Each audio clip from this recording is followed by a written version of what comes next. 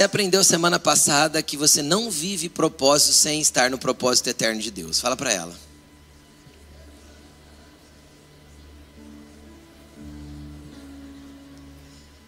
Se você não estiver conectado ao propósito eterno de Deus, você não vai viver o propósito de Deus para a tua vida. Se você não viu essa mensagem a semana passada, por favor, vai para o YouTube. Eu não tenho dúvidas que ela vai edificar a sua vida. Muito. E hoje nós vamos continuar nessa série de mensagens falando de chamado e propósito. Nós falamos 4 cultos a respeito de chamado. Domingo passado nós começamos a falar sobre propósito. Eu acredito que às vezes mais a semana que vem a gente ainda vai falar mais um pouco sobre propósito. O tema da mensagem de hoje é milagres e propósitos. Nós vamos entender algo muito interessante a respeito desses dois aspectos. Para que você entenda um pouco mais a respeito do propósito de Deus para a tua vida. Olha para a pessoa que está do seu lado e fala para ela: você não nasceu em vão, Deus tem um propósito para você. Amém? Você crê nisso? Você crê? Vamos lá. Eu quero que você abra a tua Bíblia comigo no livro de Êxodo, capítulo 33. Êxodo 33. E você pode deixar aberto lá no verso 12. Êxodo 33, 12. Eu já ministrei essa mensagem algumas vezes, mas é a primeira vez que eu prego ela aqui na igreja. Todas as vezes que eu falei sobre isso que eu vou falar hoje, eu falei em lugares que eu fui convidado para pregar. E eu quero ler 2 versículos com você para fundamentar. Para trazer clareza de algo que eu vou falar lá na frente. Está aberto aí, Êxodo 33, 12? Deixa quieto aí, abertinho. Acompanha comigo no telão, 2 versículos. Coloca 1 Coríntios capítulo 10, versículo 1 para mim, por favor, no telão. Vamos ler aqui juntos. O apóstolo Paulo está dizendo o seguinte para a igreja de Corinto: porque não quero, irmãos, que ignorem o fato de que todos os nossos antepassados estiveram sob a nuvem e todos passaram pelo mar. Ele está falando do povo saindo do Egito. Todos estiveram debaixo da nuvem que cobria eles e todos passaram pelo mar que foi aberto. Em Moisés, todos eles foram batizados na nuvem e no mar. Todos comeram do mesmo alimento espiritual. Todos comeram do mesmo alimento espiritual. E beberam da mesma bebida espiritual, pois bebiam da rocha espiritual que os acompanhava. Fala assim: bebiam da rocha. E essa rocha era Cristo. Ok? Projeta para mim agora Salmo 103, versículo 7. Salmo 103, versículo 7. Olha o que diz: Ele, Deus, manifestou os seus caminhos a Moisés e os seus feitos aos israelitas. Sabe, a palavra caminhos aqui, ó, no hebraico, se não me engano, é a palavra derek. E essa palavra derek para nós poderia ser traduzida da seguinte forma: caminhos, como o tradutor aí desta versão traduziu. Ela também poderia ser traduzida como desígnios. Deus manifestou os seus desígnios a Moisés, mas os seus feitos aos israelitas. Mas ela também poderia ser traduzida para nós como propósitos. Então Deus revelou os seus propósitos a Moisés e os seus feitos aos israelitas. E eu quero que você preste atenção numa coisa. Aqui Deus começa a nos ensinar algo muito poderoso nessa noite. Nem todo mundo que viu grandes feitos conhece os propósitos de Deus. É indiscutível dizer que todos aqueles que buscam viver o propósito de Deus vão ver grandes feitos de Deus em suas vidas, ao seu redor, na vida das pessoas às quais Ele está ministrando.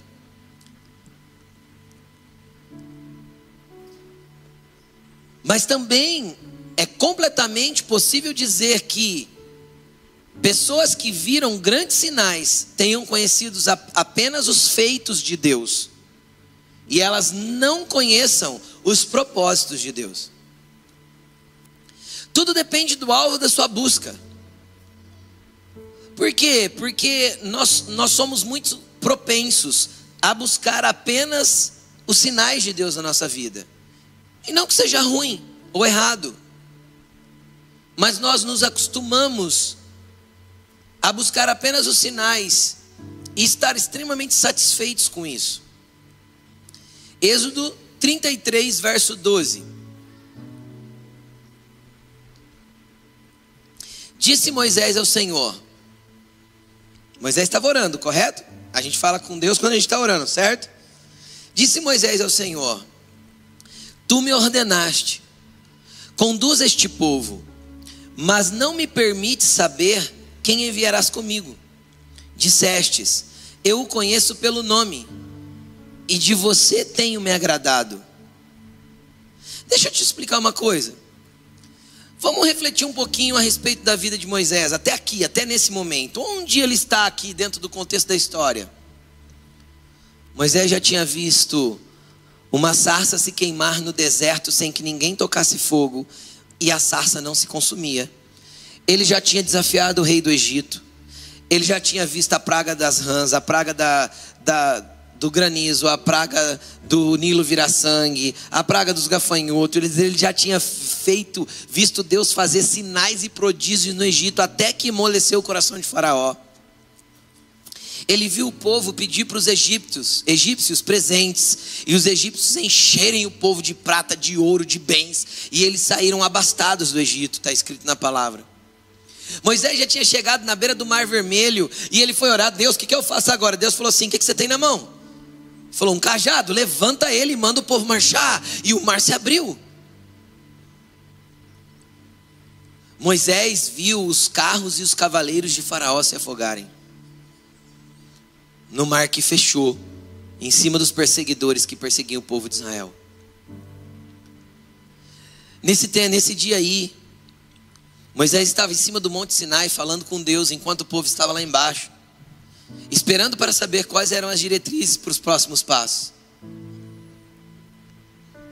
E Deus tinha falado anteriormente com ele, aqui nesse mesmo texto, que ele ia abençoar o povo para chegar na terra prometida, mas ele não iria junto, ele enviaria um anjo. Moisés, você vai conduzir esse povo, mas eu não vou com vocês, vai um anjo à frente de vocês. E eu fico pensando, e eu quero que você pense também, se Deus tivesse feito o volume de sinais e o volume de milagres que Moisés tinha presenciado, se você já tivesse clareza dos passos que você tem que dar daqui para frente, porque era claro para Moisés: Moisés, conduz esse povo para a terra prometida, para Canaã. Moisés não estava perdido, Moisés não estava desorientado, sem saber o que fazer, e nem com pouca fé, e nem com um povo que não tinha fé, porque aquele povo tinha visto um monte de milagre. Estão entendendo? Estão comigo? Moisés estava respaldado por Deus, Deus tinha falado que ele ia chegar na terra prometida, Deus tinha falado que ia mandar um anjo na frente dele. Ele tinha tudo para dizer assim: galera, vamos embora, bora para a terra prometida que está tudo certo, tem um anjo guardando a gente, Deus falou que a gente vai chegar, vamos. Tinha ou não tinha? Pode ser que essa fosse a nossa reação. Só que Moisés vai para Deus novamente e fala assim: Deus, o Senhor me ordenou para conduzir o povo, e o Senhor falou que me conhece pelo nome e que tem se agradado de mim. Moisés tinha ouvido de Deus a mesma frase que Jesus ouviu. Qual foi a primeira frase que veio do céu falando para Jesus publicamente? Este é meu filho amado, nele eu tenho prazer, nele eu me agrado. Moisés ouviu de Deus a mesma coisa. Deus olhou para ele e falou: Moisés, eu tenho me agradado de você.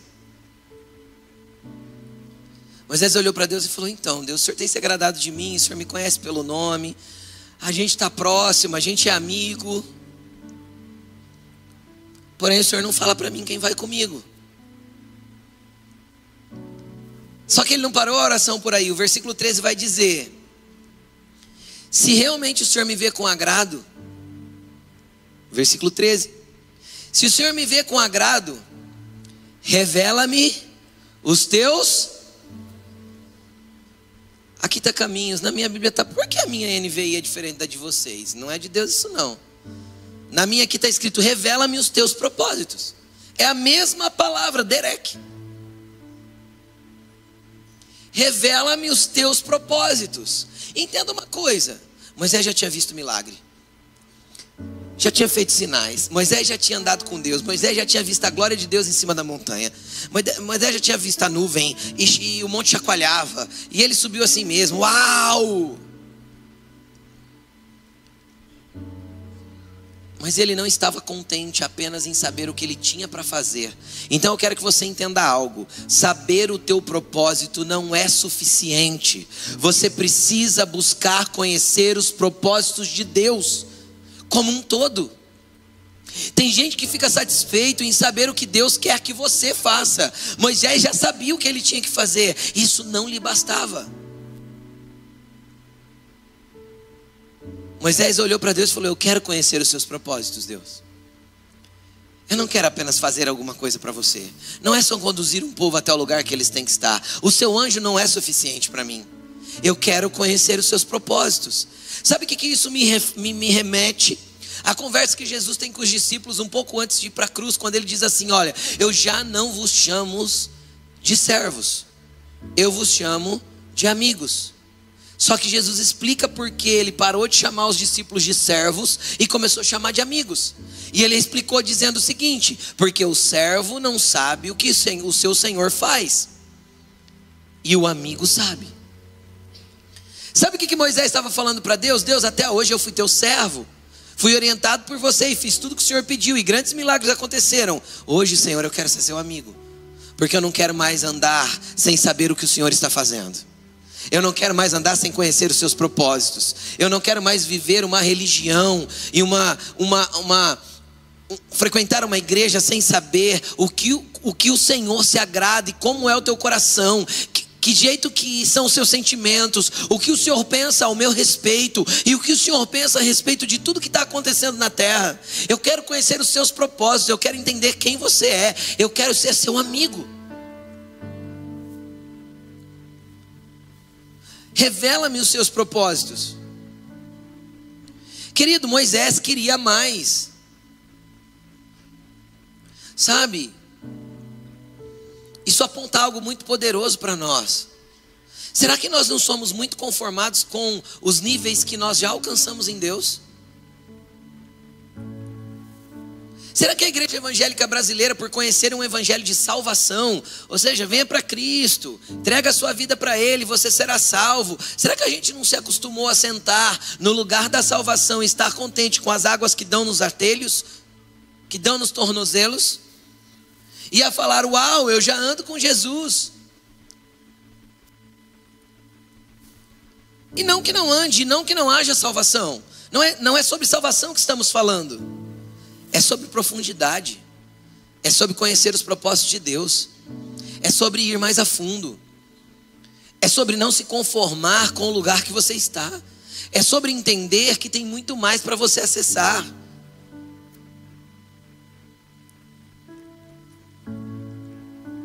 Existe um rio disponível para você.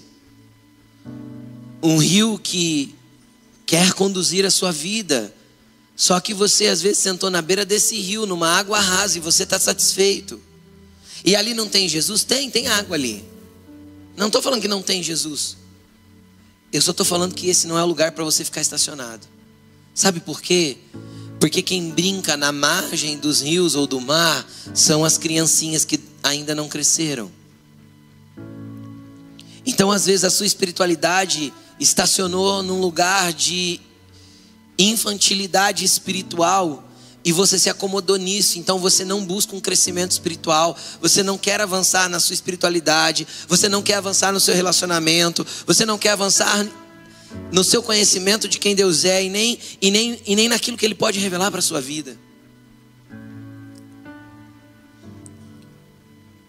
Olha para a pessoa que está do teu lado e fala assim: tem bem mais do que você imagina.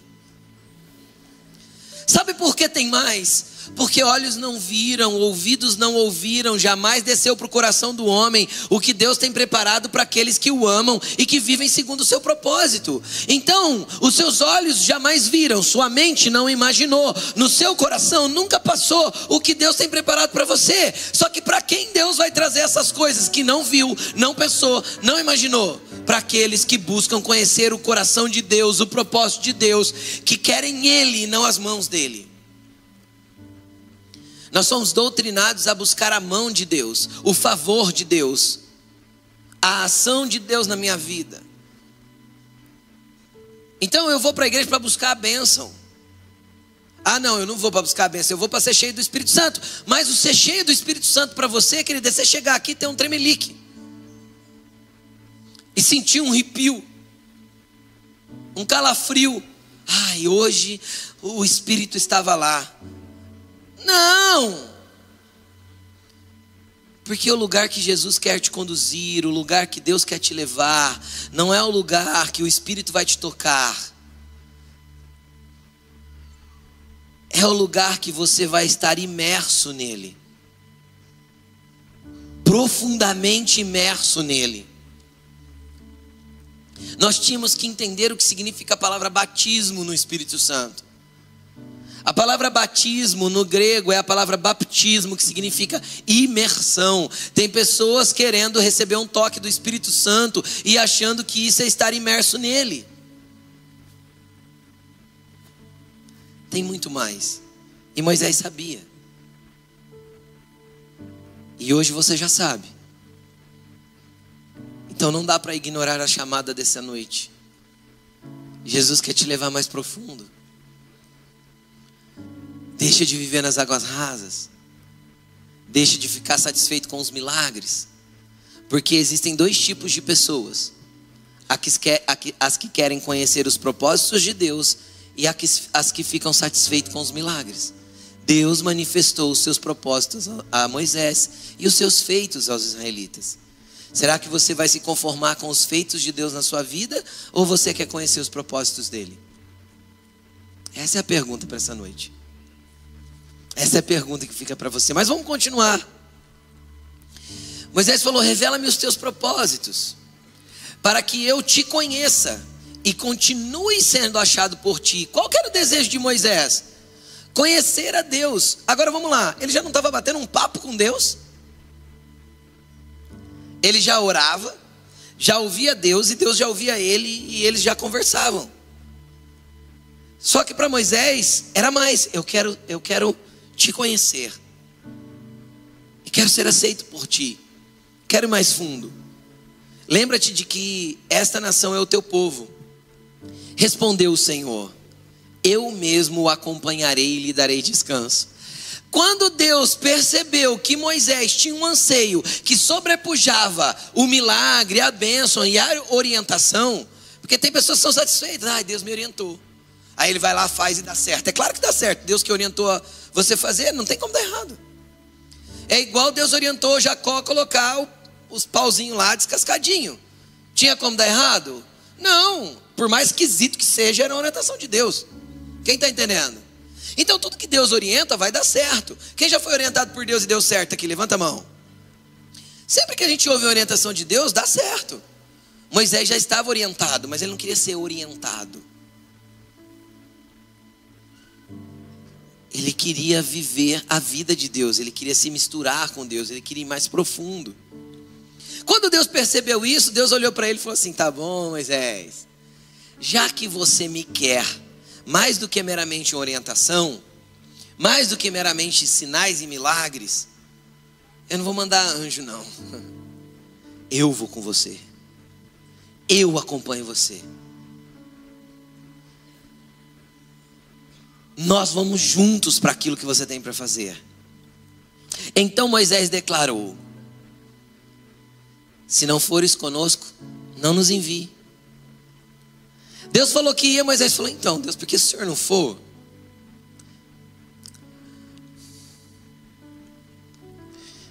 eu não quero ser orientado naquilo que Deus não está. Se Deus não estiver, não faz sentido eu estar lá. Se Jesus não estiver junto, não faz sentido o que você está fazendo. Se a empresa que você está construindo não tem a ver com Jesus, não faz sentido, querido. Até porque a vida sem Ele é uma existência vã, de uma construção que vai chegar ao fim e você vai parar dentro de um caixão, sem nada e sem ninguém. E dali para frente é só Ele mesmo. Não tem prova de recuperação, não tem purgatório. Ninguém pode orar para te conduzir a algum lugar. Dali para frente, a hora que você fechou os olhinhos e um dos anjos veio te buscar. Por que um dos anjos? Porque tem o anjo da morte de Deus, tem o anjo da morte do Satanás. A hora que um dos dois chegar, já era. É você e papai. Só que a gente fica construindo coisas aqui que Deus não está. A gente fica brigando por coisas que Deus não está. A gente fica militando com coisas que Deus não está. A gente fica brigando para ser alguma coisa que Deus não quer que nós sejamos. E a gente fica insistindo para ter coisas que Deus não quer nos dar. Moisés falou: Deus, eu tenho um povo para guiar, eu tenho uma nação para levar para Canaã, vai ter uma terra maravilhosa lá. Mas se o Senhor não for, é melhor o deserto com Deus do que Canaã sem Ele. É melhor o deserto na presença do que a terra prometida sem Ele. Então Ele vale mais do que qualquer outra coisa, e Moisés entendeu isso. Se o Senhor não for, eu não quero ir. Mas vamos continuar. 16. Como se saberá que eu e teu povo podemos contar com teu favor, se não nos acompanhares? Que mais pode distinguir a mim e ao teu povo dos demais povos da face da terra? Olha o que Moisés está falando para Deus. Deus, se o Senhor não estiver conosco, que diferença há entre nós e os outros povos? E aí fica a pergunta que eu te faço: que diferença há entre você e os seus amigos de trabalho? Que diferença há entre você e as pessoas que estão ao seu redor? Que diferença há entre você e os seus familiares, que você fala que eles ainda não se converteram? Que diferença há de nós para os demais povos da terra, se não a presença, se não Ele conosco? Então, se Ele não estiver conosco, não faz sentido, a nossa religião é vã. O nosso cristianismo é meramente ritualístico. Eu venho, cumpro um ritual de domingo na igreja e vou embora para casa. Chego aqui, tenho um pequeno encontro com Ele e volto para casa sem Ele, porque eu deixei Ele aqui, porque eu não tenho sede que Ele esteja comigo aonde eu estiver. E isso é promessa dEle: eu estarei com vocês todos os dias até a consumação dos séculos. E Deus quer estar com você, sabia? Ele criou o homem lá no Éden para isso, para se relacionar com Ele. Mas vamos continuar. 17. O Senhor disse a Moisés: farei o que me pede, porque tenho me agradado de você e te conheço pelo nome. Deus reforçou para Moisés: Moisés, você é um querido, Moisés. Você me deseja mais do que tudo, Moisés. Eu tenho me agradado de você, menino bonito. Então eu vou fazer o que você está me pedindo. Eu vou com você. Agora, você sabe que diferença há entre você e Moisés? Nenhuma.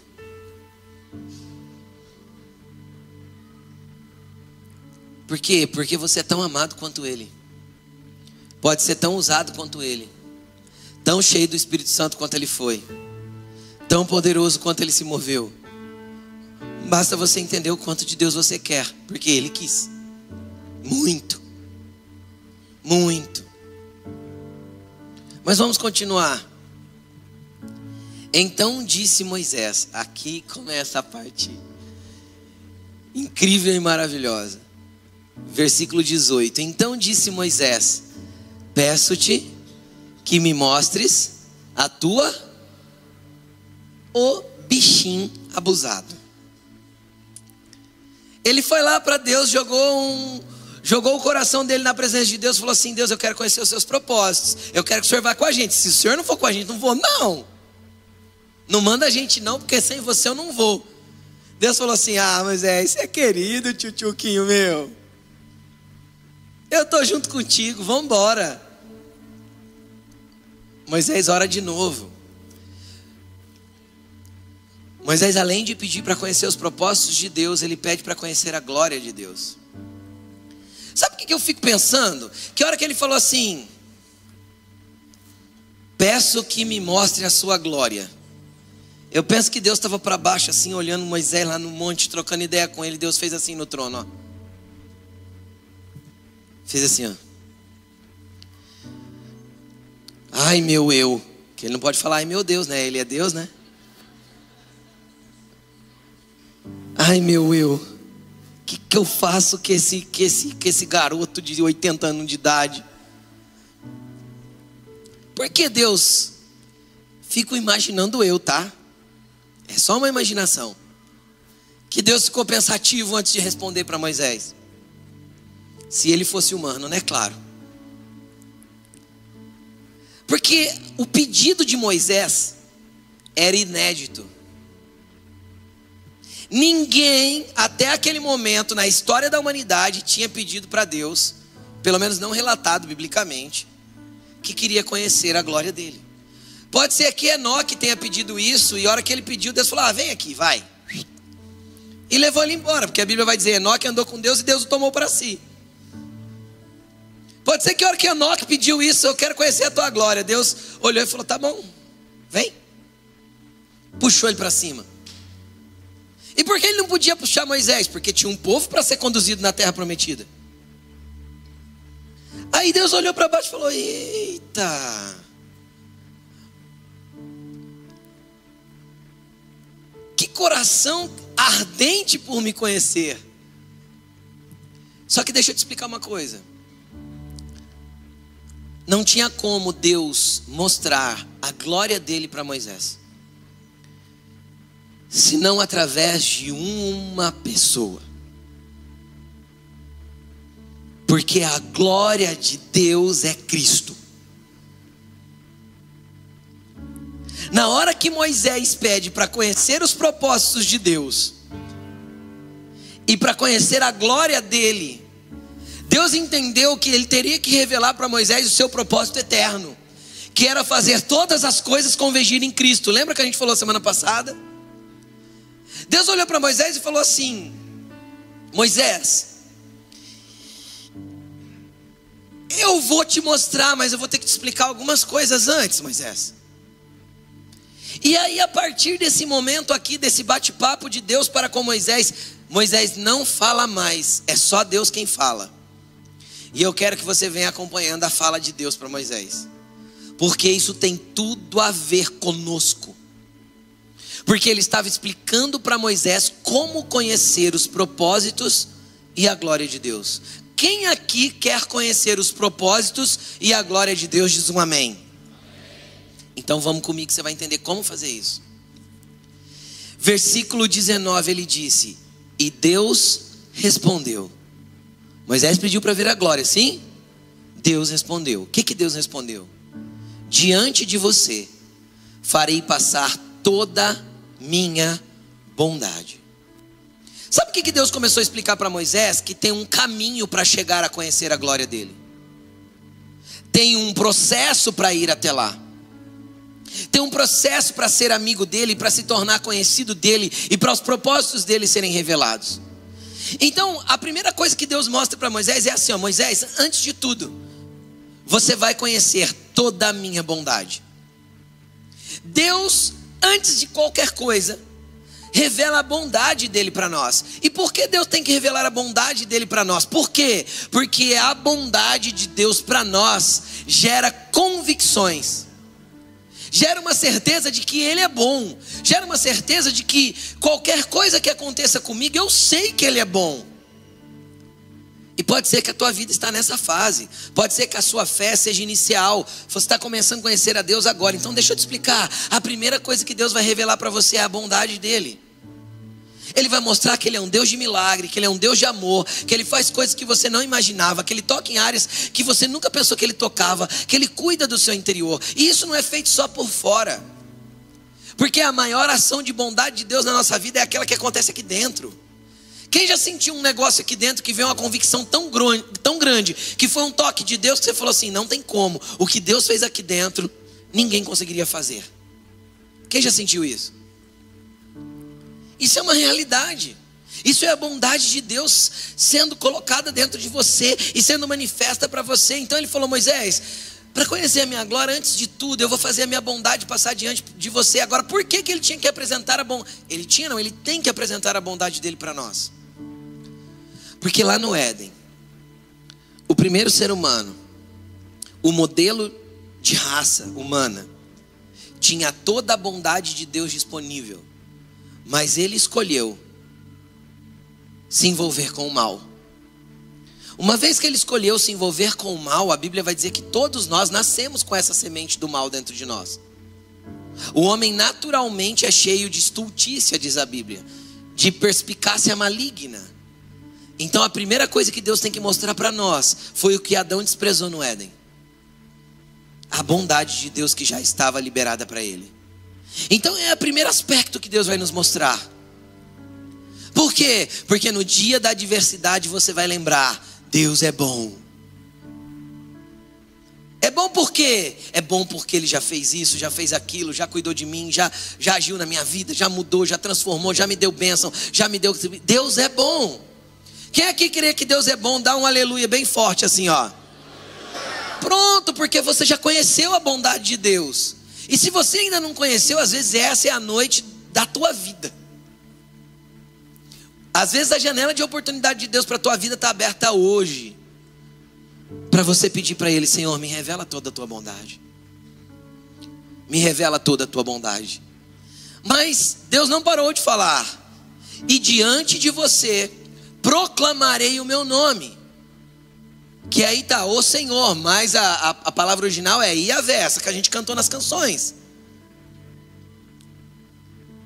que nós cantamos hoje. Yahvé ou Yahweh, depende como se traduz.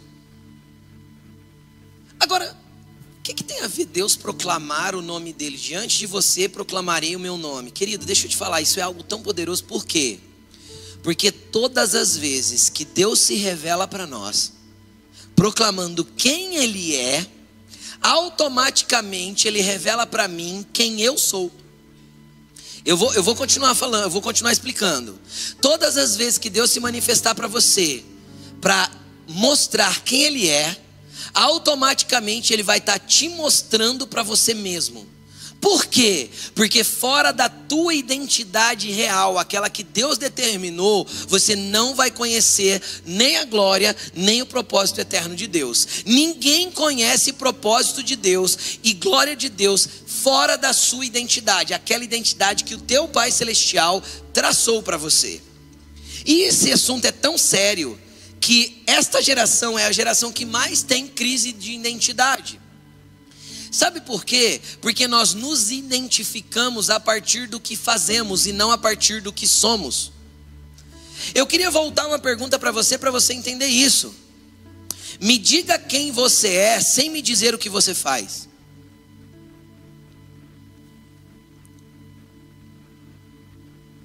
Parece que fica complicado para falar, né? Por quê? Porque a gente aprendeu a se identificar pelos afazeres. Parece que nós somos afazeres humanos e não seres humanos. Você não é um afazer humano, você é um ser humano. Então você é antes de fazer. E Deus não vai revelar o que você tem que fazer sem antes mostrar quem você é nele. Então ter identidade em Deus só vem de um jeito: quando Ele se revela a você. Proclama quem Ele é para você. Então automaticamente você vai saber quem você é nele. Isso é tão problemático nos nossos dias. que muitas pessoas, a maioria delas, elas não conseguem se descrever sem o que fazem, ou sem as opções que tiveram durante a vida. A maioria das pessoas, elas se identificam pelo que fazem, por escolhas que fizeram ao longo da vida, pela opção sexual que ela decidiu ter, pela faculdade que ela decidiu fazer, pelo trabalho que ela executa. E Deus não quer que você se enxergue assim, porque essa não é a tua verdadeira identidade. E a tua verdadeira identidade só pode ser revelada por Ele. Quando você decidir ir para a presença dEle, até que Ele proclame quem Ele é dentro de você. Não aos seus ouvidos apenas, dentro de você. É uma proclamação que vai ecoar no teu espírito, não na tua mente. Porque na tua mente não dá para explicar e nem desenhar. Deus não vai conseguir explicar com palavras para você quem você é. Você vai ter uma convicção no espírito do que Ele está te transformando e o que Ele está te fazendo. Como eu sei disso? Tem só essa base bíblica? Não. Mateus capítulo 16, Jesus pergunta para os discípulos assim, o que estão dizendo a meu respeito? Quem que fala? Pedro. Tu és o Cristo, o Filho do Deus vivo. Ou seja, Jesus foi revelado para Pedro como Cristo. O que Jesus responde na hora para Pedro? E você é Pedro. E Pedro significa pedra, na língua que eles falavam. Você é pedra, e sobre esta pedra edificarei a minha igreja. Na hora que a identidade de Cristo é revelada dentro do espírito de Pedro, a identidade de Pedro é revelada para Pedro. Porque a crise de identidade é nossa, não é de Deus. Deus sabe quem nós somos e o que fomos criados para ser. Quando Cristo se revelar a você, Ele vai dizer para você quem você é. E você é mais do que um corpo sarado, mais do que um rosto bonito, mais do que uma conta bancária. Você é mais do que um afazer bem feito. Você é mais do que qualquer coisa e qualquer habilidade que você tenha que ter na terra. Porque acima de tudo, você foi chamado para ter o maior lugar que qualquer ser humano pode ter. É o lugar de filho de Deus. Na identidade que Ele te dá, Ele pode conduzir você a conhecer todo o propósito dEle e a glória dEle. Pergunta para a pessoa que está do teu lado assim, você quer conhecer a glória de Deus? Antes Ele vai mostrar quem você é. Só toma cuidado, porque às vezes a hora que Ele mostrar quem você é, você vai se assustar. Por que se assustar, pastor? Porque a gente é pior do que a gente imagina. Quando a revelação dele vem a respeito de quem somos, quando Isaías, mais uma passagem bíblica, quando Isaías contemplou a Deus, automaticamente ele viu quem era. Eu sou um homem de lábios impuros que habito no meio de um povo de impuros lábios. Ai de mim, estou perecendo. Isaías só reconheceu isso quando? Quando ele contemplou quem Deus era. Quando Deus proclamou quem era na presença dele. O que os anjos estavam proclamando na presença de Isaías? Santo, santo, santo é o Senhor dos exércitos. Entende? Então Isaías se viu. Fala para a pessoa que está do teu lado de novo. Você vai se ver. Não se assuste.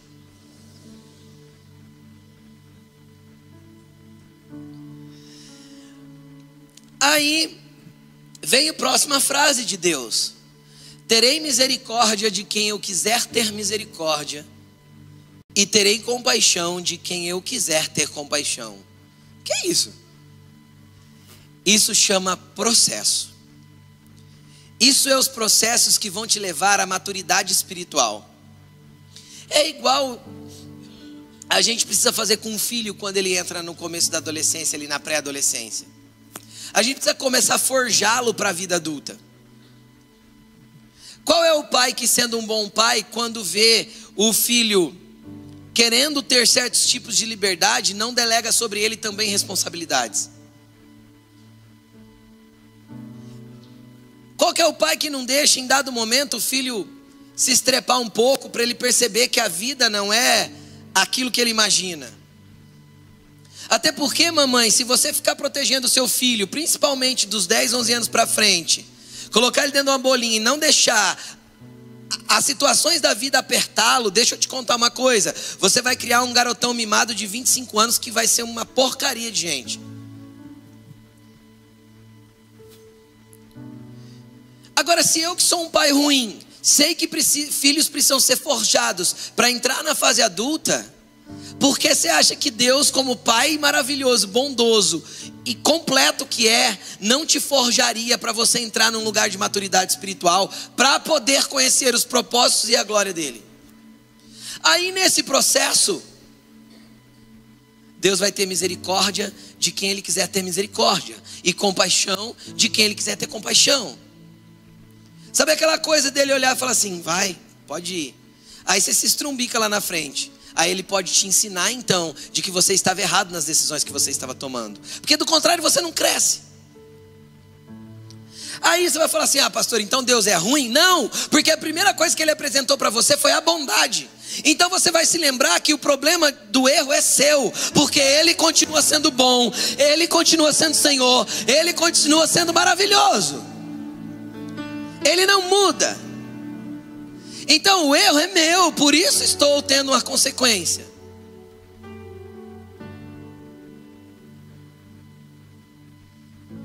Há 2 anos e pouco atrás, eu já falei isso aqui, mas às vezes tem gente que não ouviu. Eu sofri um acidente aqui na igreja e eu quebrei meus 2 pés.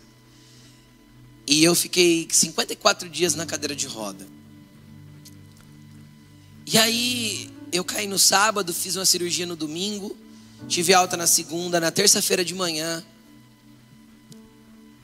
a Alain me ajudou a ir para a cadeira de rodas, e eu sentei na minha varanda lá no fundo, e a Alain me serviu um café, e pôs na mesa para mim. Ali naquele café eu abaixei a cabeça em cima da mesa, e eu falei para o Senhor, Senhor, eu não sei o que o Senhor está fazendo. A resposta que eu ouvi nítida dele foi, eu estou trabalhando no vaso, só se aquiete. Eu sabia que tinha a ver comigo, não tinha a ver com ele.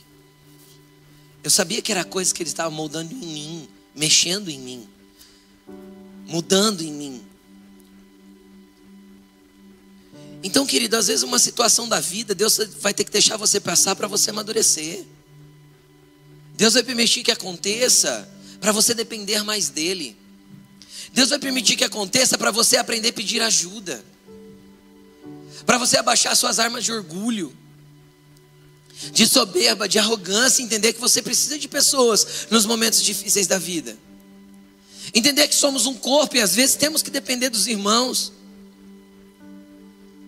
Uma pessoa que você conversa com ela e sempre está tudo bem, não está bem, tem alguma coisa, porque é impossível que ela não passe por problema e nunca tenha uma oração para pedir. Isso soa com um orgulho muito grande. Às vezes algumas pessoas chegam em mim e falam assim, às vezes vem a hora que já está tudo estourado o problema, aí às vezes eu falo, por que você não me procurou antes? Pastor, o senhor é tão ocupado. Ocupado eu sou, querido, mas deixa eu te explicar uma coisa. Essa frase não tem a ver com a minha ocupação. Essa frase tem a ver com o orgulho da pessoa que não quis buscar ajuda antes. Isso é uma desculpa para ela sustentar o orgulho dela, de não buscar ajuda em ninguém. Então vão existir situações na vida que Deus vai permitir você passar para ir te moldando. Só que para isso, para esse momento ser mais leve, você precisa estar convicto da bondade dele, e ao mesmo tempo você precisa estar convicto da tua identidade. Você vai entender que o que Deus está trabalhando em você é só para te fazer melhor na identidade que ele te deu, para que a manifestação da glória dele lá na frente seja a exatidão do querer dele para a tua vida. Porque senão você ainda vai ficar tentando ser os outros. Você vai ver o cantor que canta legal, quer ser igual a ele. Vai ver o pregador que prega legal, quer ser igual a ele. Vai ver o empresário que é um bom empresário, quer ser igual a ele. Para de querer ser os outros, porque você é você. Todo comparativo que você tem que fazer é com você mesmo, não com os outros. Compare-se você com o você de um ano atrás. Cresceu espiritualmente? Avançou? Evoluiu? Andou para frente? Não? Então reveja o seu relacionamento com Deus. A tua vida não está pautada no que o outro é, porque você tem uma identidade em Cristo. Então às vezes o que está acontecendo é você não deixar os processos dele trabalharem em você.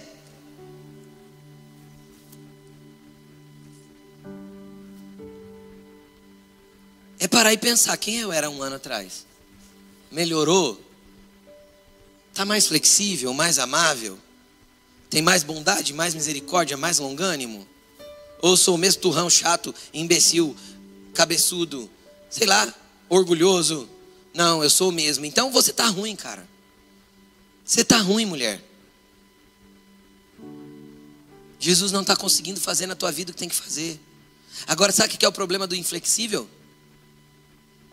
É que quebra.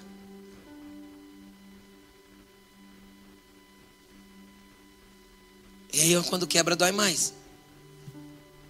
Estão comigo? Então ele vai ter misericórdia de quem ele quiser ter misericórdia. Mas todo esse caminho é para que ele revele a glória dele. Não é um caminho em vão. É um caminho para que ele revele a glória dele e os propósitos dele para você. Vamos lá, versículo 20. E acrescentou, Deus não parou de falar, foi Deus ainda. E acrescentou: você não poderá ver a minha face, porque ninguém poderá ver-me e continuar vivo. Deixa eu te explicar uma coisa. Moisés em algum momento pediu para ver a face de Deus? Não pediu. É porque de um jeito ou de outro, se ele pediu para ver a glória, ele contemplaria a face do Cristo, porque Cristo é a glória de Deus. Como eu sei disso? João capítulo 17, versículo 1. Jesus orou assim: Pai, cumpri a obra que me destes a fazer. Agora, glorifica-me com a glória que eu tinha contigo antes que o mundo existisse. Consegue entender? Então Jesus é a glória de Deus. E Deus sabia que para que Moisés conhecesse a glória, ele veria a face do Cristo. Só que aí ele dá um alerta para Moisés: Moisés, nesse processo todo que eu estou te explicando, ninguém pode ver a minha face se estiver vivo. Então olha para a pessoa que está ao lado e fala assim para ele: morre. Essa é a proposta do evangelho. Não é morrer de bater as botas, gente. É morrer para você mesmo. A proposta do evangelho é: se você quer me seguir, negue-se a si mesmo, tome a sua cruz diariamente e siga-me. Para que eu tenho que carregar uma cruz? Para que serve a cruz? Servia para que a cruz? Hoje serve de pingente. Mas nos dias de Jesus servia para quê? Para matar o peão. Jesus falou: você quer me seguir? Negue-se a si mesmo, tome a sua cruz. E Lucas vai dizer: diariamente, e siga-me. Por que eu ando com a cruz? Eu ando com a cruz porque quando eu estou dando meus passos aqui na terra seguindo Jesus, eu falho. Quando eu falho, eu finco ela no chão, monto nela, morro mais um pouco para mim, peço perdão, reconheço que errei, volto atrás, reparo o dano, morro para mim, para que a vida dele esteja em mim, porque eu não vou contemplá-lo sem morrer. Vivo para mim mesmo, eu não o contemplo, e sem contemplação de quem ele é, a minha identidade fica falha.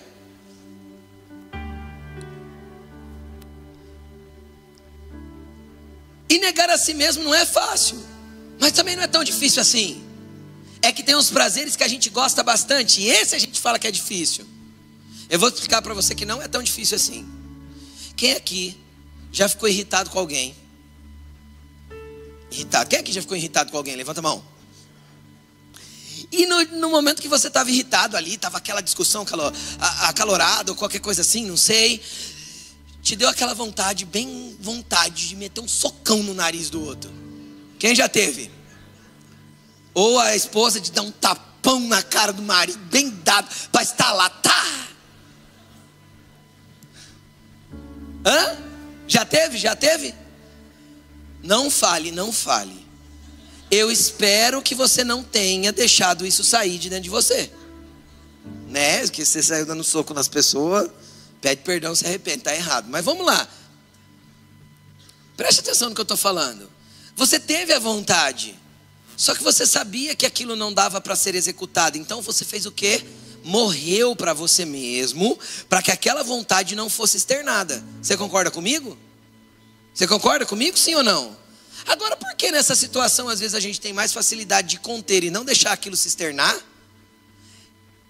E naquelas coisinhas ocultas e escondidas você se entrega facilmente?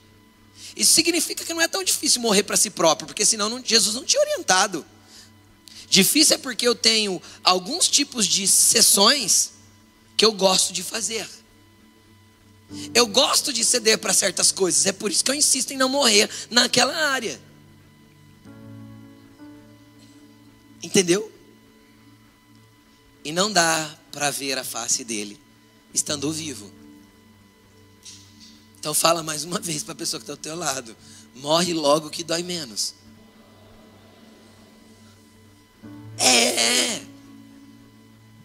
Morre para você mesmo, para o teu eu, para o teu orgulho, para o teu jeito de ser, porque esse é ditado popular: pau que nasce torto, morre torto. Quem já ouviu essa?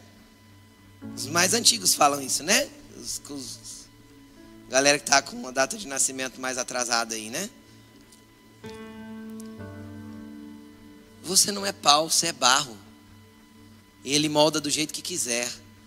E se você insistir em ser pau, querido, ele te mói. Até você virar pó para que ele possa fazer de novo. Se você está na mão dele, é isso que ele vai fazer. Que ele vai ter misericórdia de quem ele quiser e compaixão de quem ele quiser. Mas ele quer que você o contemple. Mas vivo você não vai contemplá-lo. Você não pode ver a face dele vivo. E vamos continuar? Versículo 21. E o Senhor continuou, correto? Prosseguiu o Senhor. Ah, meu Deus. Há aqui um lugar perto de mim, onde você ficará sobre uma rocha. Moisés não pediu para ver a glória de Deus? Deus não explicou para ele todo o processo para chegar lá? Moisés, você vai ver a minha glória, mas você só vê morto. Para você mesmo. Você só vê se você deixar esses processos acontecerem na tua vida. Eu quero mostrar, Moisés. Sabe como vai acontecer, Moisés? Aqui pertinho de mim, à minha destra, sentado do meu lado no trono, está a rocha eterna. Porque a rocha que os acompanhava era Cristo. E ele está sentado à destra de Deus desde sempre.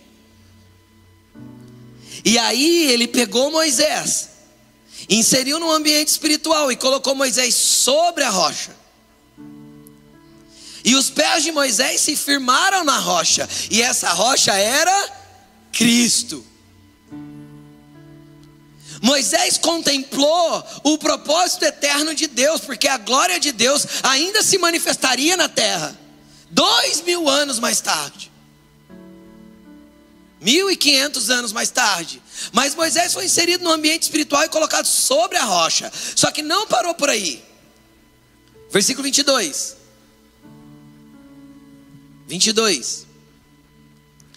Quando a minha glória passar, eu o colocarei numa fenda da rocha e o cobrirei com a minha mão até que eu tenha acabado de passar. Preste atenção numa coisa que Deus está contando para Moisés. Moisés, hoje a minha glória está do meu lado, mas vai chegar um tempo que a minha glória vai passar pela terra. E quando a minha glória se manifestar na terra, na forma de um homem que se despiu da sua glória voluntariamente para mostrar a minha glória para todos os seres humanos, quando a minha glória passar pela terra, eu vou abrir uma fenda na rocha. Ele será ferido pelas transgressões dos seres humanos, ele será moído pelas iniquidades dos seres humanos, e uma fenda será aberta na rocha, e eu vou te inserir dentro dela e te cobrir com a minha mão. Querido, deixa eu te explicar uma coisa. Cristo foi moído, teve o seu lado aberto, uma fenda foi aberta na rocha eterna. Sabe para quê? Para que nós fôssemos um com Ele. Aí eu começo a entender quando Paulo diz assim: olha, não vivo mais eu, mas Cristo vive em mim, porque agora a vida que eu vivo nesta carne, eu vivo ela através da fé do Filho de Deus. Eu entendo quando Paulo disse assim: olha, quando aprove a Deus revelar a mim o seu Filho, tudo aquilo que eu considerava lucro, eu transformei em esterco. Tudo aquilo que era lucro para mim virou esterco, se comparado à grandeza de conhecer a glória do unigênito de Deus. Paulo só podia tecer esses comentários e falar essas coisas, porque Paulo foi além da mera religião, e é o que eu estou te apresentando hoje. Você pode ser um evangélico, você pode aceitar Jesus para salvação, isso é maravilhoso, só que tem um lugar mais fundo para você ir, porque a glória do eterno já passou sobre a terra e ele já foi aberto. A fenda continua aberta para você e eu entrarmos nele. É eu em Cristo e Cristo em mim. É a nossa vida imersa em Cristo, para que a glória dele esteja refletindo dentro de nós. Querido, deixa eu te explicar uma coisa. A minha oração nas últimas 2 semanas tem sido: Senhor, absorva a minha vida por completo.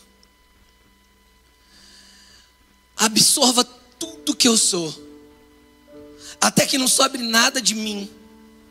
Eu não sei quanto tempo isso vai levar, mas um dia eu quero cantar a canção que diz: levaste-me ao fim de mim mesmo. E quanto tempo isso levou? Eu não sei quanto tempo vai levar, mas eu quero chegar ao fim de mim mesmo. Essa é a proposta do Evangelho. Te levar a um lugar onde a grandeza de Cristo supera qualquer coisa que você tenha na terra. Tudo que parecia grande aqui, a hora que você olha, é meramente esterco. Por quê? Porque Deus vai mudar a tua ótica, tua perspectiva, como você enxerga as pessoas, como você vê o Evangelho, como você vê a igreja, como você vê as pessoas, como você vê o perdão, como você vê a vida. Porque você não verá mais por você, você verá através dele, porque você está dentro dele e ele em você. E Cristo em nós a esperança da glória. Cristo em nós a esperança da glória na terra. É Cristo em nós. É por isso que quando Isaías estava lá vendo o Senhor e contemplando, os anjos cantavam: Santo, Santo, Santo é o Senhor dos exércitos, toda a terra está cheia da sua glória. O que os anjos estavam contemplando? Os anjos estavam contemplando os filhos de Deus que no futuro estariam aqui, imersos nele e cheios da glória dele. A terra está cheia da glória, porque Cristo está em nós e nós em Cristo. Quando as pessoas olharem para nós, precisam ver a Cristo.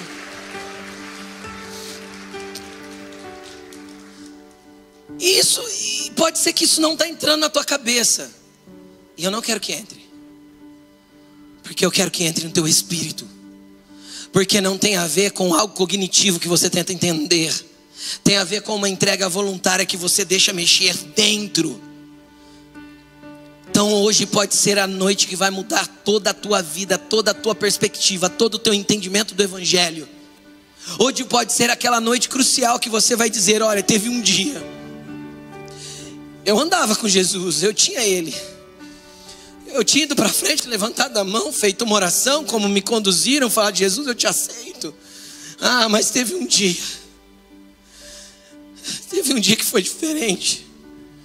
Já não era mais eu, já não tinha mais a ver com o que eu fazia, tinha a ver com o quanto ele consumiu de mim e o quanto eu me deixei ser consumido por ele. Tinha a ver com o quanto a minha vida parou de fazer sentido, senão através da ótica e do filtro que ele colocou para mim. É nesse lugar que Jesus quer te levar hoje. É um evangelho que não é de palavras, de conhecimento, de teologia, porque a teologia tenta explicar Deus, porque a teologia tenta colocar Deus numa mesa e abrir Ele para que você o entenda. E deixa eu te falar, o céu já pôs Jesus na cruz e abriu Ele para você entrar dentro e conhecê-lo de dentro para fora. E não como um rito, ou uma religião, ou qualquer coisa assim. Jesus quer que você mergulhe. Pastor, e o que vai acontecer comigo? Não sei. Porque isso não importa mais. Porque Ele quer manifestar a glória dEle na terra através de você. Porque há algo eterno Ele fazendo na tua vida que vai além do que os seus olhos... É mais do que ser orientado. É ser absorvido completamente. Aí fica claro para mim os dois momentos da água. Quando eles saíram do Egito e entraram no deserto, o povo teve sede. E aí ali é as águas de Mara. Passado 38, 39 anos mais tarde, eles estão prestes a entrar na terra prometida e novamente o povo tem sede. E lá foram as águas de Meribá. A primeira vez que aconteceu nas águas de Mara, Deus falou para Moisés: Moisés, o povo está com sede, eu tenho água para dar. Porque Deus é um Deus que mata a nossa sede. Pega o teu cajado e fere a rocha. E Moisés foi lá e bateu na rocha, e a rocha se abriu e saiu água e o povo bebeu. Mas quando chegou lá nas águas de Meribá, o povo estava com sede. Moisés foi orar. Deus falou para ele: Moisés, fale com a rocha. Ele foi lá e bateu na rocha de novo. Quando ele bate na roda de novo, Deus chama ele de cantinho e fala assim: Moisés, você não me santificou no meio do povo, por isso você não vai entrar na terra prometida. Agora explica para mim, por que bater numa rocha é falta de santificar Deus? O povo não sabia qual que era a ordem de Deus para Moisés. É porque lá nas águas de Mara, profeticamente Moisés estava dizendo que a rocha seria ferida. Mas lá no Sinai, Moisés conhece a rocha. E agora que ele conheceu a rocha, ele entendeu que essa rocha seria aberta por ele, por mim, por você, e abriria um caminho para nós estarmos dentro dela. Agora ele não podia feri-la mais. Agora ele tinha que falar com ela, porque agora ele sabia quem a rocha era.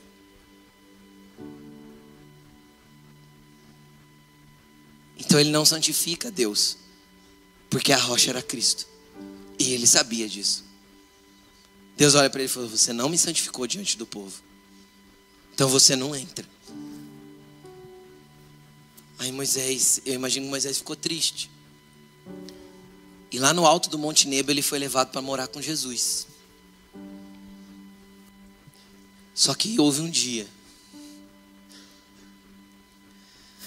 onde a rocha está na terra e a glória dele está andando entre os homens. Que Deus olha para Moisés e Elias lá no céu e fala assim: então, eu falei que você não entrava, né? E que você não pisaria na terra prometida. Agora chegou o seu momento, porque agora a minha glória está na terra. Moisés desce lá para bater um papo com a rocha. A rocha da qual ele não falou para jorrar água, agora está jorrando água viva para todos os seres humanos. E ele desce lá para conversar com essa rocha. Pedro vê o bocudo e fala assim: eu vou fazer uma tenda para cada um. E não tendo o que dizer, disse Pedro. Pedro estava contemplando aquilo que Moisés contemplou lá no Monte do Sinai. A rocha viva, que quer absorver a nossa vida por inteiro, querido. A minha pergunta para você nessa noite é: o quanto você está disposto a ser absorvido por essa rocha para que Ele revele a glória e o propósito dEle para você? Coloque-se de pé.